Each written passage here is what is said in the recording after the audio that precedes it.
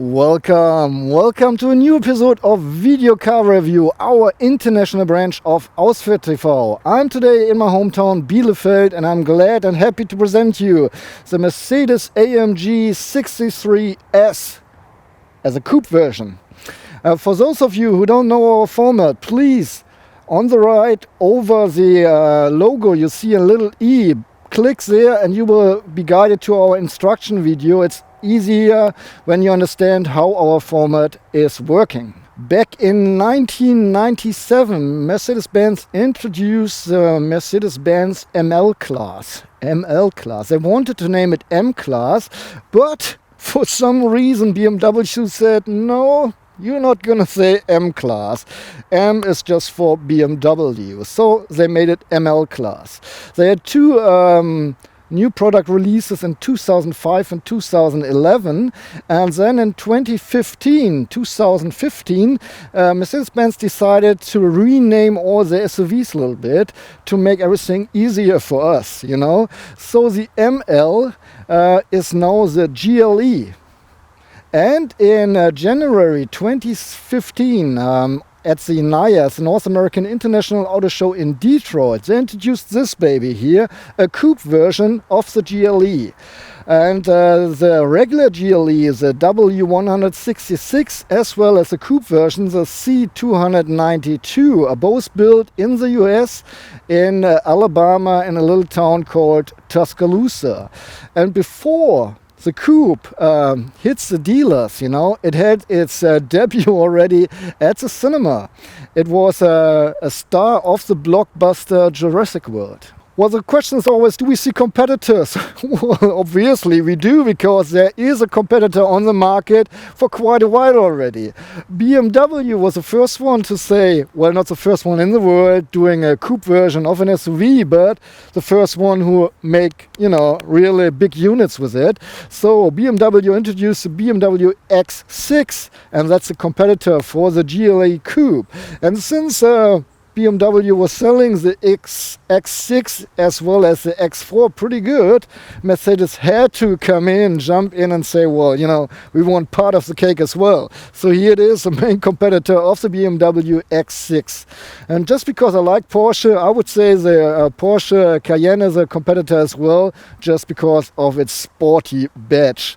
And yes, we will see an Audi as well in the near future. Well, how you like my beard extension here? Well, we got some wind, so I better put this on. Mercedes is presenting, at least in Germany, the GLE Coupe with 5 petrol engines. We got 2 V6 3-liter engines, one with 336 horses and the other one with 367 horsepower. Then we got 3 V8. The first one is without the AMG label, that has 455 horses, and the small AMG, the AMG GLE 63, has 557 horsepower, while the 63S comes with 585 horses. The diesel engine, by the way, comes with 258 horses.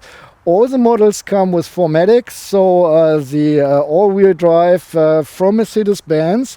All the regular cars come with a 9G-tronic, the automatic transmission by Mercedes-Benz, except the 2 AMG cars. They have the 7-speed AMG speed shift automatic transmission. And here it is, the heart of our test car. And first of all, thanks to Tobias Caesar, because he's the guy who builds this engine. You know, Mercedes-AMG, one man, one engine. One man is always responsible for one engine and builds it up all by himself. Alright, so Tobias, he built a 5.5 liter V8 B-turbo engine that has 585 horses. It's good for maximum torque of 760 Newton meters, and you get some inner range between 1,750 and 5,250 RPM. Of course, as I said, our car has 4-wheel drive, so 4MATIC, and comes with a AMG speed shift plus 7G-tronic automatic transmission. Well, I didn't strong, you know, it's just a big ass car. So, here are the basic specs about our test car, the Mercedes-AMG GLE 63S Coupe. It accelerates from 0 to 100 kilometers per hour or 62 miles per hour in 4.2 seconds. And the top speed is reached at 250 kilometers per hour or 155 miles per hour. If you want to, you can order the AMG driver's package. You have to do a course with a AMG driving experience and take the car to the dealership. Then you can unlimit the speed and put it up to 280 kilometers per hour, which is 174 miles per hour. The gas tank of the 2016 Mercedes-AMG GLE 63S Coupe will take 93 liters or 24.6 US gallons.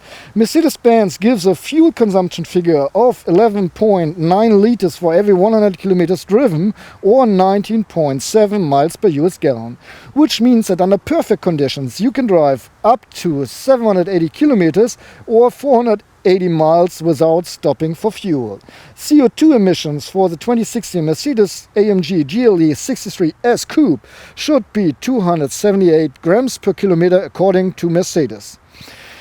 The Mercedes-Benz GLE Coupe has a length of 4.9 meters or 193 inches with a wheelbase of 2.92 meters or 115 inches. It is 1.7 meters high, so 67 inches, and it is 2 meters wide, so 79 inches, with a span of 2.13 meters or 84 inches from mirror tip to mirror tip. For the turning circle, you need at least 11.8 meters or 38.7 feet of free space. The curb weight comes in at 2,350 kilograms or 5,181 pounds.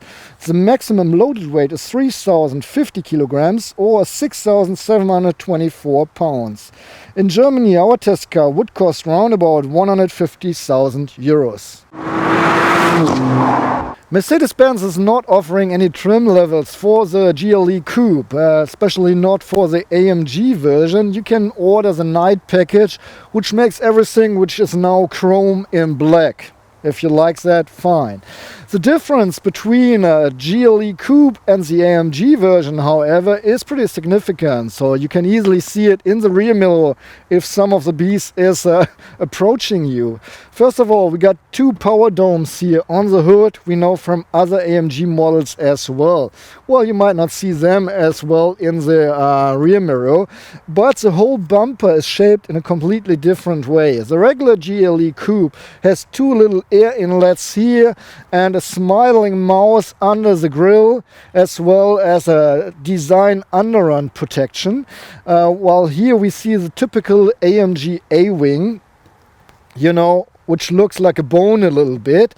And the difference between the model with S to the model without S, here we got the S version. We have a pretty thin silver line. With the without S version, it's pretty big. This whole part is much bigger, and at least for my taste, it doesn't look as much as good. Both AMG models come with a double blade grille here that catches the Mercedes-Benz star and the little AMG badge on the side. Well, in Germany, the S version of the AMG model comes with a price tag over 120,000 euros. And you might say, well, that's a lot of money. But you have to keep in mind that the AMG model has a lot of options that you pay extra for with the regular model. For instance, the headlights. The regular model comes with halogen headlights, and you have to pay extra for full LED headlights. But with the AMG model, we have not only full LED headlights, but the LED intelligent light system by Mercedes-Benz. So we have cornering lights, we have curve light. It adjusts the lights to your driven speed, and if traffic is driving ahead of you or coming towards you and you're driving with full beams, some of the LEDs are dimmed down, so the guys don't, get flashed by your high beams, but you can still have the high beams surrounding, except for the items that you don't want to disturb. Well, you might think this color is just white, a regular white, which would be cool because you don't have to pay extra for black or white. But then you have 9 different other colors to choose from, 11 altogether, and this color here is not white, it's Designer Diamond White Bright. In Germany it costs almost 2,000 euros extra, and it's really hard to see the difference because this has a little bit of, you know, metallic effect, but only if the sun comes out. So if you have money and you want to hide it, you can buy this color, you know. Hardly see it, but you know it. Alright, differences between the AMG version and the regular GLE Coupe. Well, first of course, obviously, V8 B-turbo. So, what engine? V8. So it should be the AMG version, but we have the other V8 as well. So the only difference there is a spoiler on the back. Besides the spoiler, no really differences. Yes, because of the tires, you know. With the AMG 63S version, we get 22-inch alloys on the car. But those are not the factory standard alloys. The black ones cost extra. The AMG 63, however, without S, comes with 21-inch alloys, and the regular models, the Mercedes-Benz GLE Coupes, come with 20-inch, but most likely as an option you can even upgrade them to 21-inch alloys without paying extra. If you have a fast car, you want to make sure that your brakes are good as well. For some reason Mercedes-Benz is not offering the carbon ceramic brake for the GLE Coupe version. However, well, for the GLE not as well. However, we got 390 millimeters diameter brakes disc in the front and 345 in the rear, while the ones in the front are bigger or thicker. They have 36 millimeters in the rear, 26 millimeters. The difference between our model, the S version, it has red brake calipers, while the version without S has silver ones. I already told you about the spoiler. Other difference to the main model, well, we got the A and B badge on the left side, the GLE 63S, S in black with black surrounding on the right side. The reflectors with the regular models, you find them here, now they're on the lower part. We got a black area here, 4 exhaust pipes, in between a diffuser, and the difference between the S model that we have a silver stream under the flutes across the whole car, while the model without the S does not have the silver line. We got for all the models full LED rear lights. They're separated here. Part comes up with a lid, and well, they are a little bit around the whole car, so you even see them from the side as well pretty well. We cannot see the third braking light because it's hidden behind the tinted rear window. So far for the exterior. Now let's check out the interior. Before that, this panel here, well, called door as well, opens in an 80-degree angle, and we have an illuminated AMG door sill panel. Well, the only thing I really like about SUVs is that getting in is so easy, you know?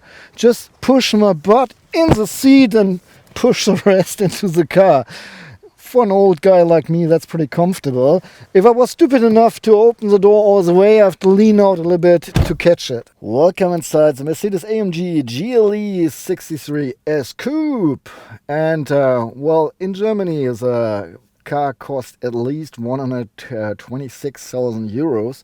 So we expect quite some comfort and even some luxury items. I mean, we're talking about a Mercedes-AMG, and I did not get disappointed. We got leather here on the dashboard. Then we got this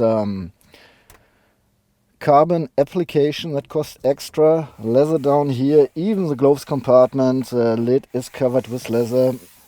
Got leather seats, leather in the doors. Again, the application, the carbon application.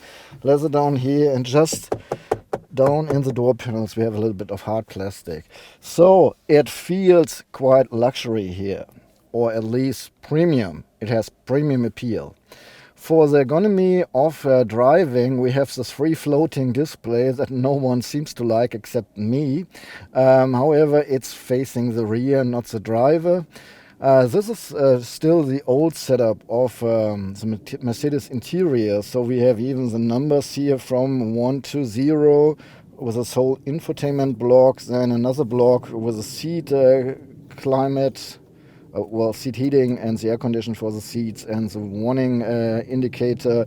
Down here, the panel for the air condition, then the jog shuttle and the touchpad for the infotainment system, some buttons for the driving, and the ruler here, or the shuttle for the different driving programs. On the right side, there's a light and quite some buttons on the steering wheel. Back in time, Mercedes-AMG used to have a stick for choosing the driving programs. However, they changed the setup and they're just using the regular stick now here from Mercedes. And on the right side, we have the turning signal and windscreen wiper and high beam switch stick.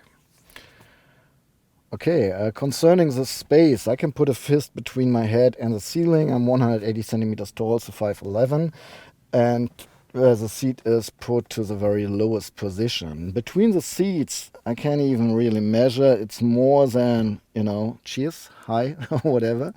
The view to the front, we still have some space here. So overall, I really have a spacious feeling while driving this car. I do have enough space for sure. Okay, let's start with the regular part. I can adjust the height of the safety belts on my shoulder. Safety belts are silver or gray or whatever, and that's the length that you have to buckle up. The seats are not standard seats. There's this multi-contour seats. You pay extra for them. I think in Germany at least around about 1,300 euros. You can adjust them electrically here on the door panel in all ways. You can even drive up and down the headrest. Plus you have a push button here, or a button that you can, pull this out. And they have even little wings that you can really make your head comfortable in this headrest. Okay. Besides that, we can heat them up in 3 intensities, and we have climate control as well, so we can cool them down in 3 intensities as well, and we can run both together, which makes sense if you, in winter time, you put on the seat heating full and then just 1 dot for the air condition, so warm air gets blown to your butt. The seats come with more functions. We have a lumbar support, we have a massage function, and I hate to say this as a Mercedes fanboy, but it kind of sucks because I really have to go into the car menu, push car, go into the menu, I will show you later, to reach this. And back in time they used to have something like a key here, or in the S-Class they even have a key that you push and you get straight to this menu. I like this much better than fuddling around here in the infotainment display. Okay, that's it. Well, I'll show you this later. The steering wheel, AMG steering wheel down here. We have the AMG badge coated with leather. We even have a 12 o'clock marker in silver.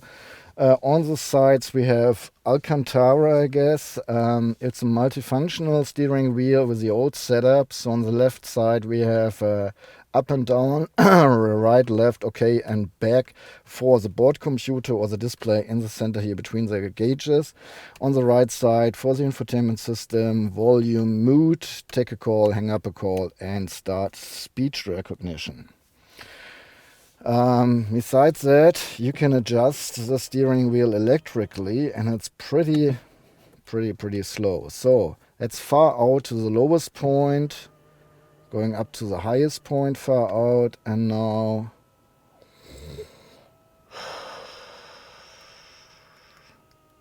it's all the way in, and again all the way out. So you have a feeling what kind of radius you got here. By the way, this would be my preferred position, and this way the top is covering parts of the cockpit, which I don't like too much.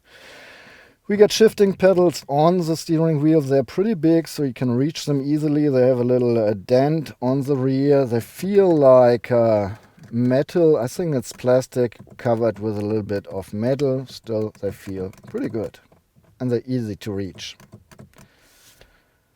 Okay, looking in the mirrors, we got squared mirrors almost. Having this coupe-like SUV sporty shape, the mirrors don't look too sporty, rather SUV than sporty. However, you see a lot of the rear in them. In the inner mirror, you see the whole rear window, which is not too big, but at least you don't have to, move your head to see the whole window. Turning my head around my shoulder, the B pillar is already pretty big. The other way around, A pillar is fine, B pillar is okay, C pillar is fine. Between the C and the D pillar we have a little triangle window, and the D pillar is pretty big, so make sure you use the mirror as well. And once again, if you turn around, well, I haven't mentioned it, be aware that the car is pretty high, so the bottom of the rear window is already in a really high position. If you have kids running around your car, up to the age of 4 or 5 years, you will hardly see them. So make sure you use your rear camera, 360-degree camera, or check the sensors. Okay, so let's check out the cockpit. I will start the car so you see what's going on during the starting progress. We have a classical round gauge on the left side, the speedometer going up to 320 kilometers per hour, while the car runs at least 250, or rather 280 if you use the AMG driver's package. In between we have the fuel gauge. On the other side we got the RPM meter going up to 8,000 RPM, while the red range starts at 6,250, and down in here we see the coolant temperature. On both sides we have a little bit of carbon fiber to make this thing look a little bit more sporty, and we got red frames around it, to make this car look pretty sporty. The display in between, we have the current time, and I put miles per hour in here for you guys so you can see miles per hour as well. However, you can choose between miles per hour and the outside temperature. In the lower part we got the driving programs. As you see, the C for comfort, this would be sport or sport plus, and we got the current driving mode. I'm in park right now, putting the car in reverse, you see what's going on, and back in park. The steering wheel that you see there, the little icon, is for the active lane keeping support. And then we got the regular menu here for the board computer first. Let's get a little closer. So that's the mileage, the range with the fuel tank, from start, from reset, and the current speed. We can switch to navigation, audio, telephone, assist system, service, settings. I'm just hopping in settings. So here you see, you can say digital speed or outside temperature. You can switch in between those. Going back to digital speed. I'm just hopping through here, you can see it yourself, I guess, what options we have. Actually, I don't really have to say much, right? Okay, and that's it. And last but not least, we have the AMG view, where we have different stuff we can look at. Lap timer, current driving program, and so on. Well, and that's already it. So, switching to the 8-inch display here, the free-floating display, and putting the car in reverse first. So you see we have the 360-degree camera. The lines move as you move the steering wheel.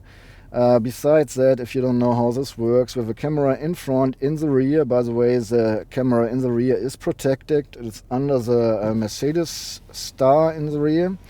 And under the mirror caps we have a camera each. And if I cover this camera on the side, you see the computer can't calculate the whole picture anymore.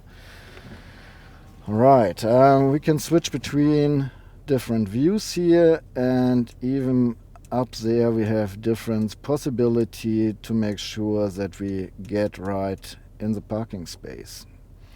Besides that, we don't only have this view, but the old setups that I really like and appreciate. Those is for the sensors. You have one in the front showing activity of the sensors, and the other one you see in the rear mirror works the same way, and I really appreciate this because you have it easy inside.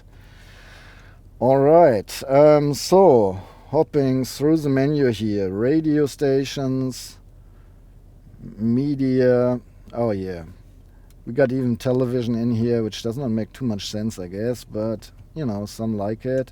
We have different sources for media, 2 media interfaces. One uses my iPhone right now, Bluetooth audio, TV, and so on. Then we got navigation. That's still the old setup where you put your destination down here, insert your destination down here. While the new one from the E-Class is structured in a different way. Well, it's my hometown, Bielefeld, and I'm filming this review close to an Autobahn crossing.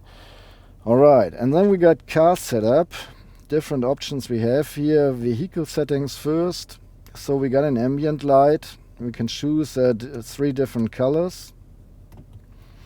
And you see the ambient light as LEDs down under the carbon application in the door panel,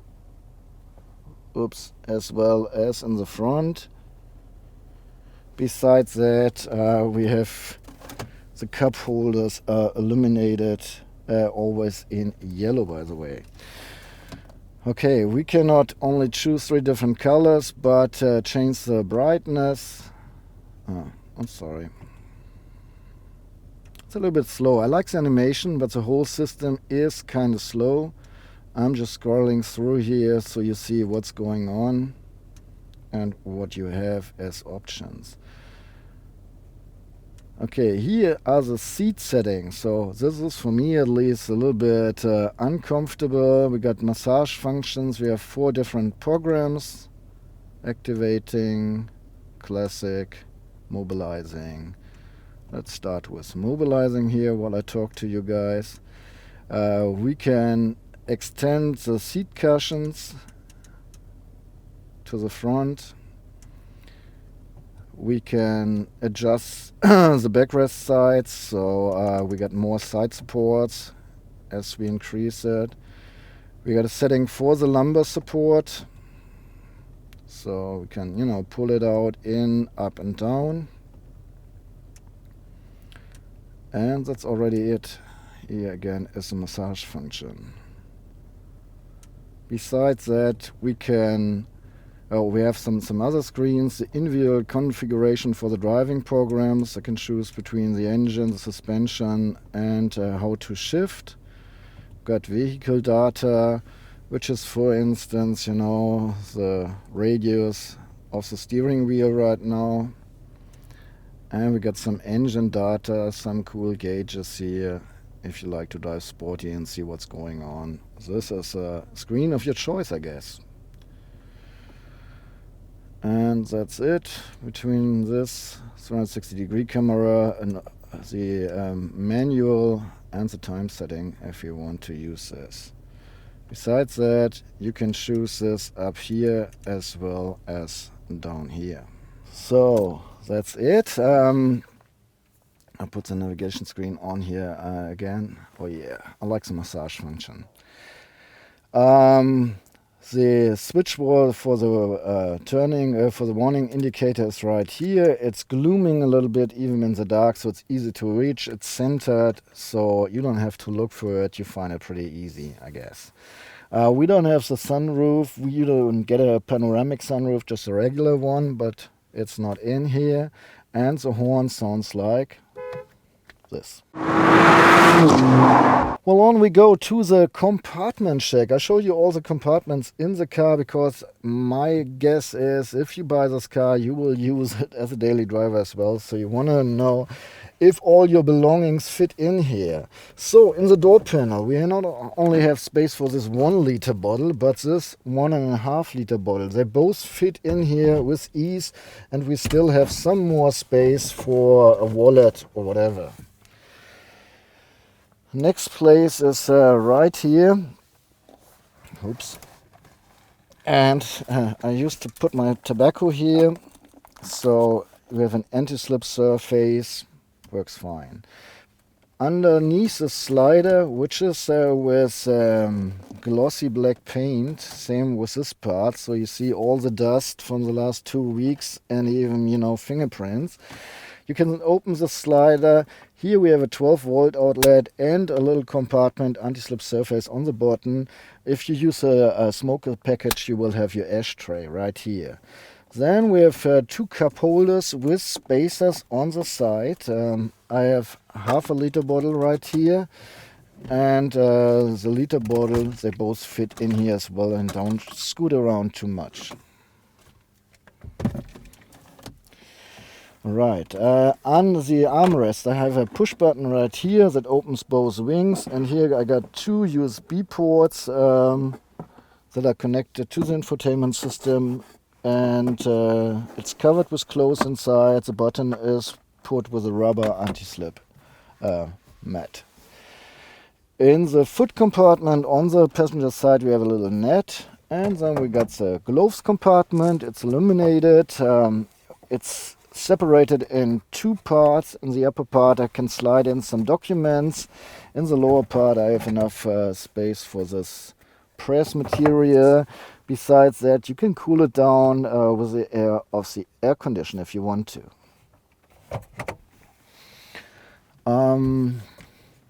In both sun visors we have makeup mirrors. The mirror is pretty big, however the light that illuminates the whole thing is not an LED, it's a regular light bulb. And on the side we have a little clip for tickets. As the GLE and the GLE Coupe are both built in America, as an option you have 2 sun visors, but our car is not having this. Here in the center we have a compartment for your sunglasses. I think big pilot glasses won't fit in here, but regular sunglasses should. Then we got reading lights for the driver and the passenger. It's not appearing here, but down here in the mirror. And if you turn in the whole entry light, it's not only those both lights, but we have 2 little spots in here as well. And if you want to, you can enable or turn on the lights in the rear with a switch as well. We got handles on all 4 doors. And that's it, I'm done. So, to everyone who wonders if a grown-up can sit in the rear due to the cupola roof line, I will get in. Before that, I can tell you this rear door opens in an angle of 85 degrees. So, let's hop in here as well. Yeah, I have to nod my head a little bit to get in here, but at least I can reach the door easily to close it. Okay, I'm in the rear now. Let's check out the materials. We got leather seats as well. They're even perforated, even we don't have any climate function for the seats in the rear. The door as well, leather, the carbon fiber application, and again leather, and down here hard plastic. As you can see, I'm sitting pretty comfortable. I'm 180 centimeters tall, so 5'11", and the driver's seat is put in a position that I can sit comfortable. So I can push my feet completely under the driver's seat. Even this is lower to the very lowest position. I have enough space for my legs. My head space is limited. I'm almost touching the ceiling, but well, you know, at least one flat hand fits between the ceiling and my head. If I'm trying to look out of the window, my hair is touching the ceiling already, and I'm looking on this big stripe here, which is kind of annoying, to be honest. The power-driven windows lowered really inside, so that's cool. And of course they have a protection here, and the protection kicks in before you get harmed, however. Okay, we got Isofix hooks on both outer seats. The locks of the safety belts are stiff, so kids can buckle up themselves with ease. And the gray or silver seat belts are long enough to buckle up baby shelves or child seats. We have in the door panel we have space for this liter bottle and the half-a-liter bottle. But nothing. Not much else will fit in. Oh, I forgot. I have a little handle down here that I can use to adjust the backrest of the rear bench. Actually, I think it's for, sort of cargo settings, that you have more space in the trunk. But I like to see this as well because you can do it step by step. If you drive longer distance in the rear and you have problems with your back, you can, relieve your back every once in a while, just changing the position of the backrest. Okay, on the rear of the front seats, we have hard plastics, so even if you have longer legs, you won't disturb the driver or the passenger. We have a little net here. We have an air outlet, by the way, on the B-pillar, as well as in the center here. We have an own climate control for the rear bench, but that's an option you have to pay for. Then there's a little lid with an anti-slip surface inside, a little compartment, which used to be the ashtray, I guess. And down here even a 12-volt outlet.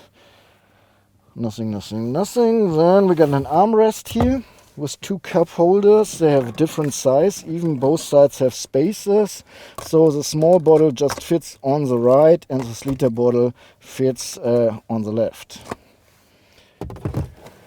Our car is not equipped with a load-through option, but as I said, it's optional, so you can have it. I have no clue how to turn on these lights except from the front, so I expect those are not reading lights, but just entry lights. Next to the light is a little hook. And if I said that we have handles on all four doors, I was lying because we don't have handles here. And I guess that's pretty much it from the rear bench. Before we check out the trunk, I always show you the key. It's the old Mercedes-Benz key layout, while the E-Class comes with a new layout. So on the rear, because we're driving an AMG, we find the AMG badge, the Falterbach AMG badge with a tree on it. On the other side, we have 3 buttons: lock, unlock, and open the trunk, as well as a Mercedes-Benz star. So we have 3 ways to open the trunk, either with a key, or with a push button in the door, or with a little push button right here over the license plate. And by the way, the Easy Packs electric lid for the boot or the trunk is part of the regular trim, so you get them without paying extra. Well, one might wonder, how much space do we have in here? 650 liters of luggage fit in the trunk, and that's around about 23 cubic feet. And just in case you're wondering, due to the coupe shape, the trunk of the regular GLE, so the normal SUV, has 690 liters, so 40 liters more, so you're not missing too much here. And since we are just filming in Bielefeld, my hometown, it's just small luggage in here. You know, when I'm on a driving event, it's always a little bit more luggage. But my mighty tripod case does not only fit in this way, but as well this way. So we got plenty of space in the trunk. So let's look around the trunk here. First of all, this protection shield, whatever, that's pretty hard stuff. Close on both sides. And it's easy to remove. So that's the trunk. First of all, we have this little trap door here, and if we really want to get to everything, it's pretty hard to get this thing really up, because you know it's not going higher than this part. Here we got the warning triangle, warning west, tire fit, and under this black lid there's a compressor for the air suspension. The hook, tire fit, and here a little bit more space to, you know, put some stuff in. And done. We got 4 rings here to tie up stuff on the rear and 2 in the front, and the second one back here as well. We got lights on the right side as well as on the left side, and even up on the lid itself, red to the back and white down in the trunk. By the way, on the other side, a handle with a little hook for your jacket if you need it. Okay, on the left side again, first of all a 12-volt outlet, and here a little compartment. Here's the first aid kit and the board material, so we can fit some stuff in here. And here's a speaker, I guess, most probably a subwoofer of the sound system. On the other side we have a little net. Here's my Osmo and my iPhone. And we got hooks for bags on both sides. So, did I cover everything? I guess so. Now I'm 180 centimeters tall, so 5'11", and I cannot really grab the backrest of the rear seat, so there's no way I can flip the seats, and it's not meant to be this way anyway. I really have to go to the side, to the rear doors, and first of all, next to the cushion here, I see a little leash that I can pull and flips the seat cushions. And then this handle, which I used earlier to adjust the backrest, I can use as well to flip the whole backrest. And as you can easily see, we almost have a plain surface here. Well, first of all, if you want to be sloppy, you know, and you flip the backrest without pulling out the cushion, it will stick this way, so you won't have, you know, really much space. I will just put this adjusted. For measuring everything, I got Brian's measuring tape here with me, inches and centimeters. So we have a depth in here of 95 centimeters, so 37.5 inches. If I flip the back seats totally, I have 175 centimeters to load things in, almost 69 inches. And I just pulled forward the passenger seat to the very front. If we have this way, we can put in things up to a length of 210 centimeters, so 82.5 inches. The width between the wheel arches is 103 centimeters, so 40.5 inches. The height to the view protection here is 45 centimeters, so 17.5 inches. And the height up to the ceiling we have 75 centimeters, so 29.5 inches. Once I have flipped the rear bench, I have space for 1,720 liters or 63 cubic feet. And something else is missing. We have to lift the goods up 94 centimeters, so 37 inches, and then they go down 18 centimeters, so 7 inches. And by the way, it's pretty big here, 23 centimeters wide, so 9 inches. Done. Oh, by the way, no, not done. The lid opens up to a height of 2 meters, and I would even say 2 meters 25 centimeters, which is 88.5 inches. And this is important for the guys who like to park their GLA Coupe in the garage. But be aware, once I close the lid and press the button again, stop and keep it pushed, and we hear the signal tune, then you have programmed the lid and it won't open taller than this. But now we can close it. I can store up to 700 kilograms inside the GLE 63S Coupe, of which I can store up to 75 kilograms on the roof. 700 kilograms equal 1,543 pounds. 75 kilograms equal 165 pounds. You can even install a hook on the AMG version. At least we have a value for trailers. You can pull trailers up to a weight of 3.5 metric tons if they have their own braking system. Otherwise, you're limited to 750 kilograms.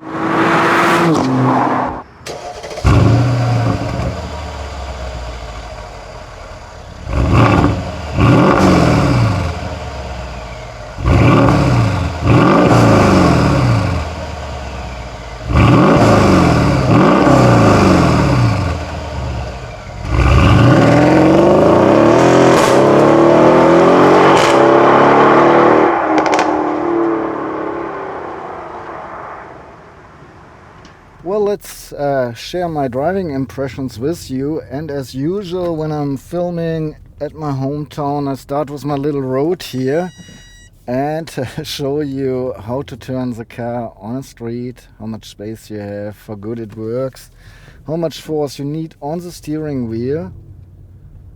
And I'm already done with this, just showing you the radius, so it's one full and a little bit to get to the edge. Right.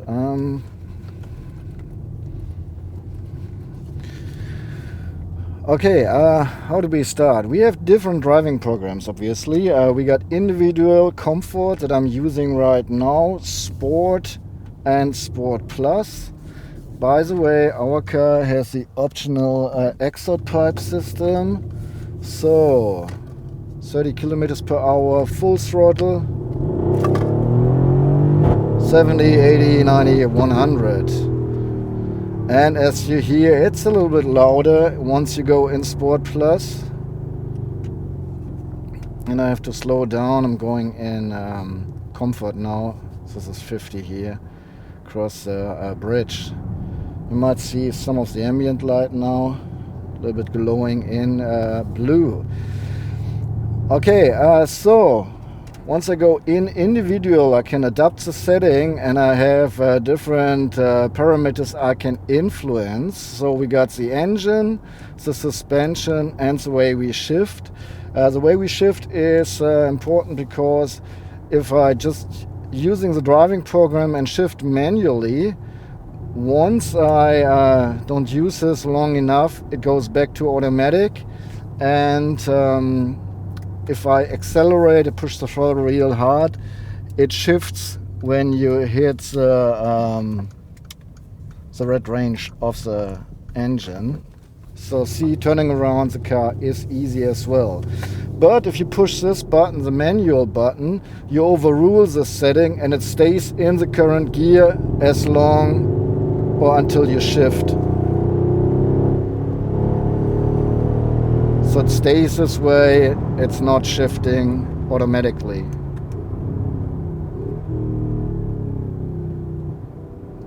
Yeah. For some reason you cannot influence the sound or the steering, so I think the steering is pretty much the same all the time.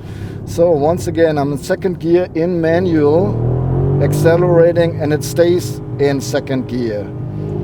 If I disable manual, I'm second gear, and I accelerate, it shifts automatically. Alright, so besides that we have force program slippery, so for bad weather conditions. Then it's more about traction than anything else. I'm quite pleased with the air suspension, and well, the whole suspension is pretty neat. So we have the Airmatic air suspension in here, and driving the car in comfort, it is really joyful, a comfortable ride. thinking, well, I'm sitting in a real Mercedes-AMG, you know, where normally even in comfort you sit a little bit like, you know, a rabbit on acid or something. However, here in comfort it's really nice. Once you put the car in Sport Plus or in Sport or then in Sport Plus, the suspension does get stiffer. So you feel the bad road then, but it's not really that bad. Still, it supports your way of sporty driving. I do have a little bit problems with this whole thing because for me, you know, I'm old-fashioned, so driving sporty, you use a sporty car, a flat sporty car, and going off-road you use an SUV. So now we have an SUV, even with this Coupe-like shape, that is meant to be a sports car. And while you still sit so high, so your sitting position is not really sporty, but the car has this active tilt thing. I'm sorry, I don't have the English word for it. So the car has electronically keeps the car in balance, so even if you go on a curve, it's not tilting, but it stays this way depending on the program you're using. So you can realize, or you can go really with high speed in corners without you having the fear that the car is sort of you know, flipping or anything. That's neatly done, especially together with the air suspension. And by the way, the air suspension comes by factory setting. The steering, you know, we're driving an SUV. It's still very direct, even in comfort setting, but it's not influenced here. The setting is not influencing the steering. But as you might see here, even driving fast, the steering does a really neat job. I'm about to hit the Autobahn, at least for a couple of kilometers, to accelerate, give you a feeling about sound, and so on and so on. So I really like the suspension. We got the AMG speed shift automatic transmission in here. So I told you already I can use the shifting pedals to shift. That's the only option I have. I don't have a stick in here. Once you put it in manually, you force the manual shifting. However, if you're driving in comfort, shifting is seamless. Once you go in Sport or Sport Plus, you feel the shifts, but that's the way you want it, right? You want to have sporty shifting here. However, I have no complaints about the shifting. It's very fast when you use the shifting pedals and works just fine. The car's not lightweight, right? It weighs like 2.3 metric tons. So you gotta have good brakes. Told you a little bit about the brakes, about the diameters, and the brakes work fine. First of all, you can, you know, really put your foot tenderly on the pedal and the brake reacts suddenly. And if you have a situation where you really have to brake hard, it works fine, slows down the car exactly like you want it. Okay, I'm in Sport Plus, 60, let's say 70 kilometers per hour, full throttle, 120, 30, 40, 50, 60, 70, 80, 90, 200, 210, 220. I have to slow down, I don't know what the guys are doing here. So 215, 220, 230, 240, 250, and I reach. So braking a little bit. You hear the engine the whole time. Going in comfort now, accelerating full throttle again. You hear the difference. It's slightly, it's not so loud. And now again, braking down to 100 kilometers just for the sound level.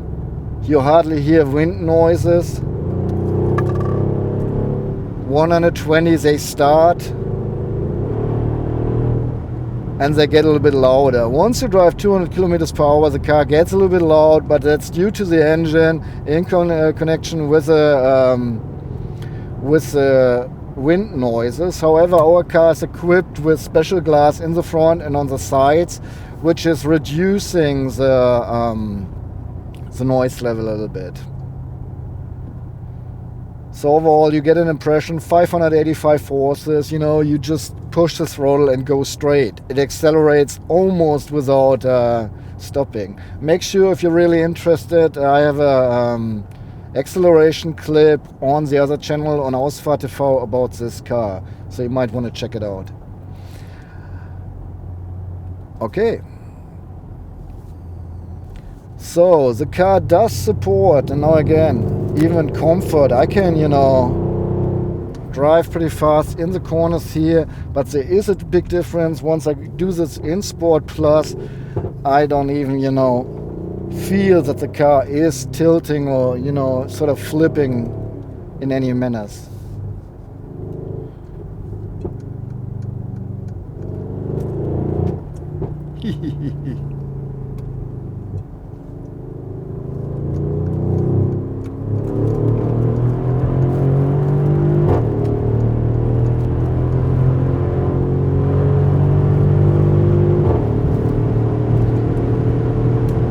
So the whole point about the sound is, I really like it.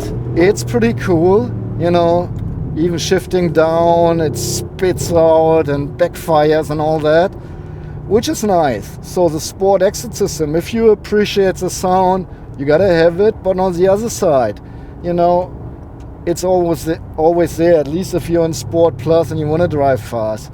And I ended up at a point where I said, well, you know, I really want to drive fast, but I'm kind of annoyed by all this backfiring and all the sound.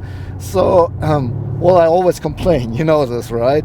So at this point, I would probably not, if I would buy this car, and I wouldn't buy it anyway, but if I would buy this car, I wouldn't take the sport exit pipe system. I would go with the regular system, which is pretty nice as well, I expect, you know, as usual for AMG. But I don't need this extra loud thing, you know. I'm fine with the regular one.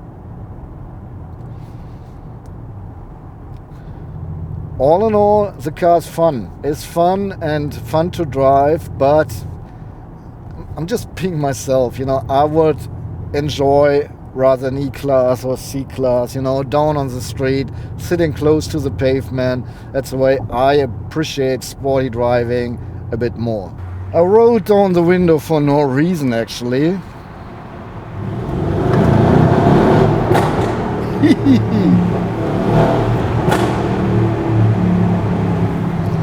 So yes, even in tunnels you have a lot of fun with the exit pipe system. We do have various assist system here. Oh, by the way, just because I see it, you can coast with the car. So if you don't accelerate, you know, it gives you this little sailing boat, means you're coasting, so you can save some fuel. We do have quite a bunch of assist system in here. So we got the active cruise control, the ACC, which works with charm, keeps the distance while keeping the speed. So if I want to go a certain speed and I'm encountering a guy in front of me who's not driving as fast, the car adapts the speed of the slower car and keeps the distance between us. We have an active lane keeping support, some, you know, steering towards the lane, and it keeps me in the center of the road. Actually, you're not supposed to take your hands off the steering wheel. This is just for the clip, you know. So you see it's really working. We have a traffic sign recognition, which works fine. And we got a blind spot warner, so there's a little triangle in the mirror that is illuminated once there's a car in the radar radius, so in your blind spot. We got the Bang & Olufsen premium sound system. In Germany it costs around about 5,000 euros, 1,400 watts, 14 speakers. It's awesome.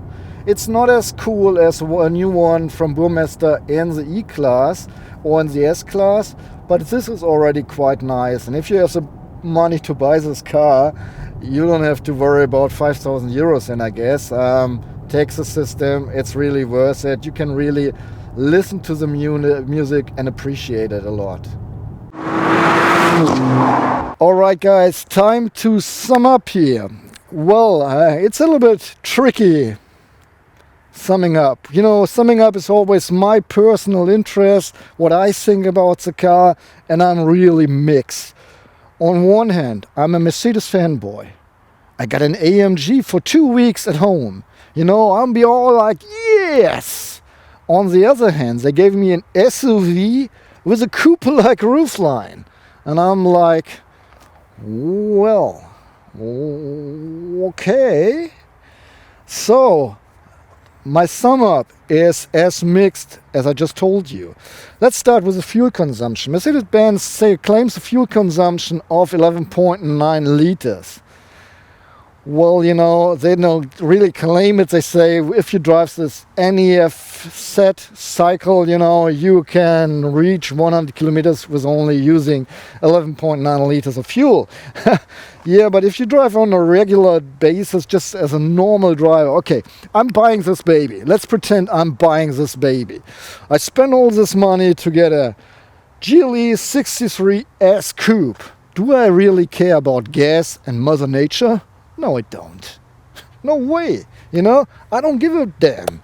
So, I drove 500 kilometers with the car. Not even much on the Autobahn. More likely, you know, city traffic and a little bit surrounding, a little bit Autobahn. And I had a fuel consumption of 22 liters for 100 kilometers driven. This way, a 93-liter gas tank appears to be pretty small. Let me tell you that. So, I think you can drive this car with less than 20 liters, but not much less than 18 maybe.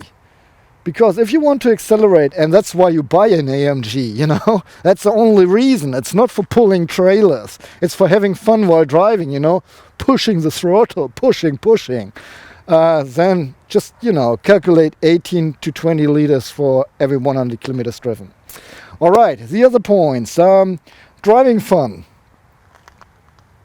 I make it short. In between. Yes, for the AMG genes, you know, for all the AMG heritage and all the AMG that is in the car. Yes, it's fun. And no to the coupe-like SUV style. I want to have the car much lower on the street. Please, you know. But if you like the shape, yes, you will have fun. I promise you, really. I mean, 885 horses make you jump to the front. It's fun. Just one thing, I have this performance exhaust blast system here. You know, you pay extra for more sound. When I first started the cars, I was like, oh yeah, so baby, come, you know, and I was putting the car in Sport Plus, accelerating, and it was like banging and explosions, you know, it was war on the street.